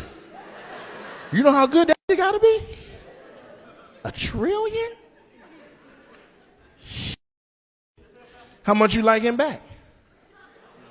She like, I like he cool. Damn, that's fucked up. You supposed to say a trillion or beat him. She be like, I mean, he cool, 8.5. Like that. Y'all not gonna make it. She said, we locked in. You got 2 kids? So he ain't going nowhere because of the kids? I don't know if you know how this works. You ain't seen Harlem Nights? White people. Harlem Nights was a cult classic movie. Tom, it was a cult classic. It had Richard Pryor, Eddie Murphy, Arsenio Hall in it. And they had a character in there named Sunshine. They named her Sunshine because she said her was so good if she threw it in the sky, it would turn into sunshine. And they had to finesse some cops, so they put Sunshine on one of the police officers. She gave him a little piece of and he was like, my job, my life. He called home. Hello? I ain't coming home. And he hung up. He had 3 kids. So your little 2, you ain't safe. How did y'all meet? You met in the club. You fell in love in the club? Like the Usher song? We can make love in this club. In this club. Hey, in this club. No? Yeah, it was. I'm sorry, what? You were on the stage. Wait.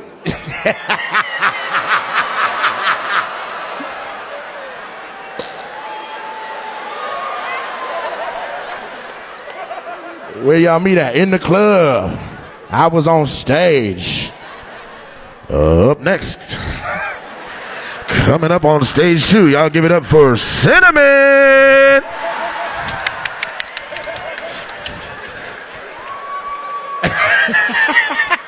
He was like, God damn. Well, tell me what it was, because being on stage sounded like it was a strip club, bruh.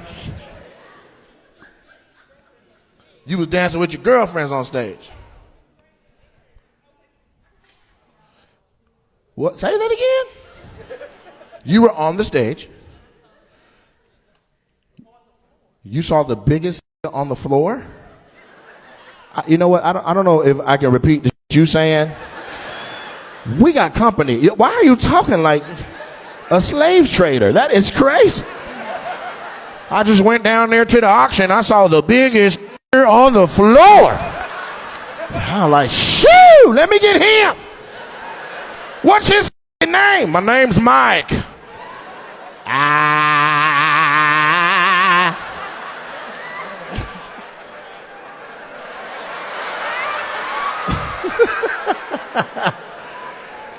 Hey, Mike, man, where'd that tooth go, man? That tooth gone. What happened? A hot Taki, Cheeto? What happened? Huh? It just broke? It's on a Tuesday? You were just sitting there? Your tooth was like, I'm out. You kin to her? Y'all know each other? You and her, right? You, sis, right there. Yeah, beautiful. And then other beautiful. Y'all know each other? Y'all kind of looking like a little bit. Okay. She said, hey, twin. Let me get a hair follicle off of each of y'all. Watch her hair be related.